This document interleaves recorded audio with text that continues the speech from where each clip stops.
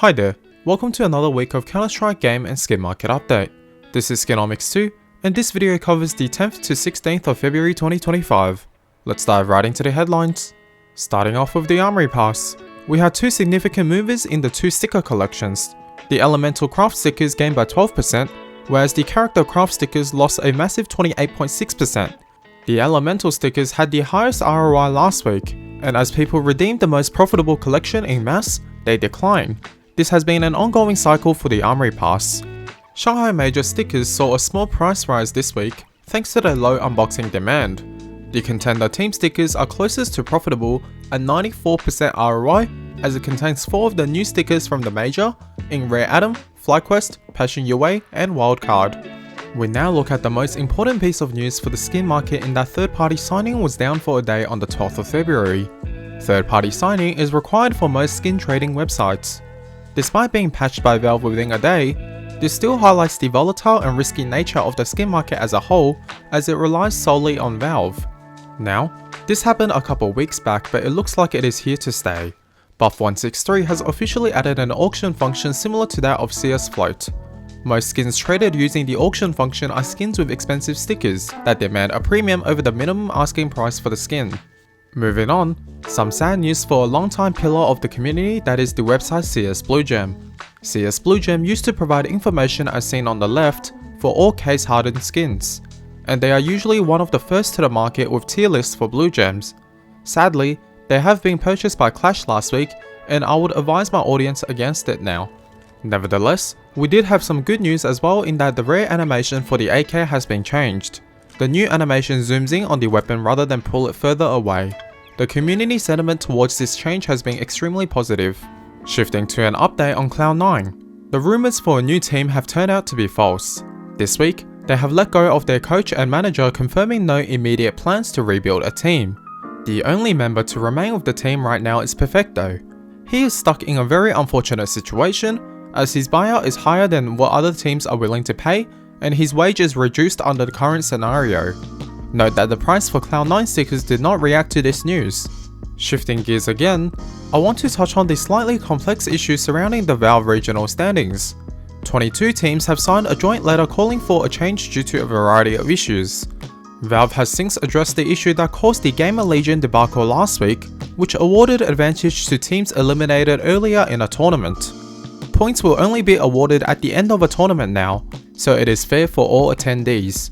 As for the other issues, perhaps it is best shown by NIP, who had played many games without it counting towards their VRS ranking. Tournament hosts are allowed to decide which events contribute to the VRS in qualifiers, and the VRS system, which was introduced to even the playing field, has inadvertently closed the system more for anyone outside the current Tier 1. Additionally, the VRS starting ranks were also a point of contention. Female teams have had an unfair advantage in that they have more tournaments they are allowed to enter, which contribute to their positions. Certain regions have also had more LAN events held in Tier 2, so these teams benefit over regions where events are held online more often. Finally, let's move on to our weekly craft idea. The Vogue skin can be customized with 2 winding scorch foils to enhance the look of the skin. The stickers are from the Elemental collection of the Armory Pass. 2 stickers will set you back about $7.50. The craft reminds me of flame eyes from anime such as the recent Blue Lock.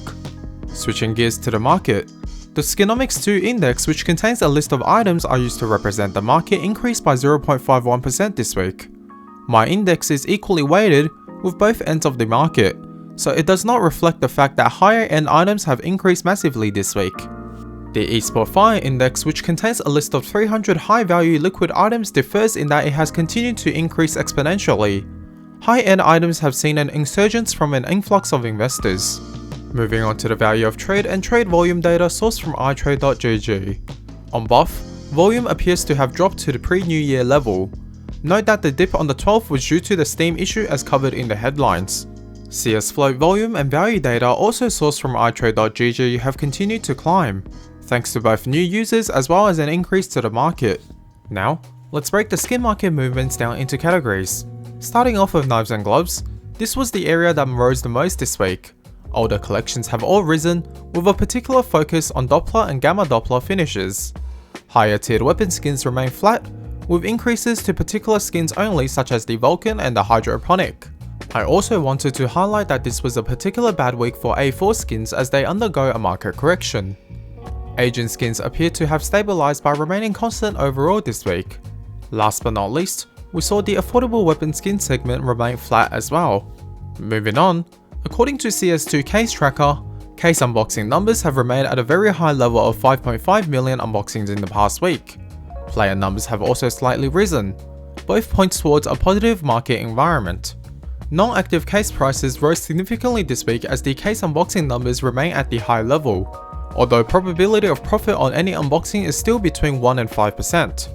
With the exception of the Revolution case, all active drops also increased in price this week, of which the Fracture was the most significant at over 19%. Let's now take a glimpse at this week's biggest winners and losers. The biggest winners this week contain 2 skins from the new and old Nuke packages respectively, as well as the IEM foil from Katowice 2019.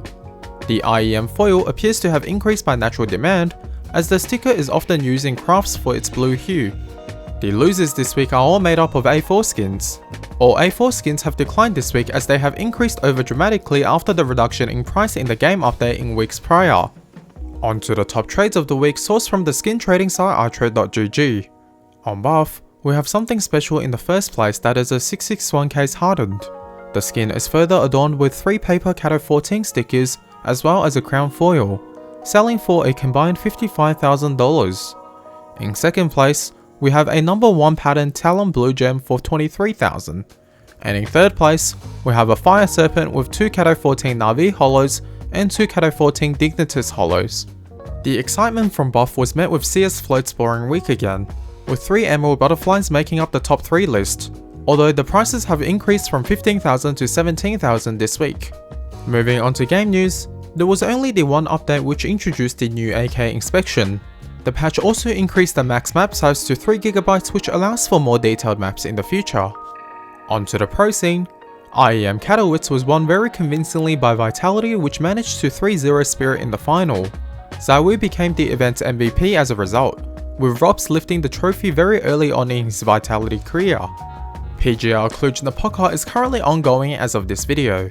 The Imperial female team have yet to win a map in Tier 1 Counter-Strike. They had lost to Complexity, MIBR, and Eternal Fire, all with a 0-2 scoreline. In other news, Seoul will see 2 of their players leave after Cluj-Napoca. This includes Roman, which had been on the team for over 5 years.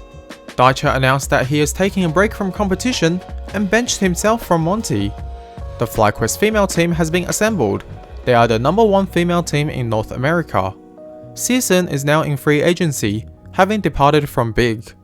DGT departed 9Z, also after 5 years with the team. I am still open to skin donations and a reminder to join my Discord. Please like, share and subscribe. On that bombshell, that was all for this video. Thank you very much for watching and see you in the next one. Bye.